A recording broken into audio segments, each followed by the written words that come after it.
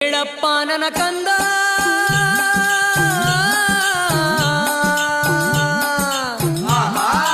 ಕೇಳಪ್ಪ ನನ್ನ ಕಂದ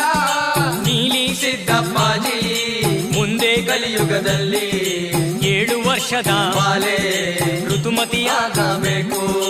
8 ವರ್ಷಕ್ಕೆ ಅವಳು ಜೋಡಿ ಮಕ್ಕಳ ಹೆರಬೇಕು ಜೋಡಿ ತೊಟ್ಲು ಕಟ್ಟಿಕೊಂಡು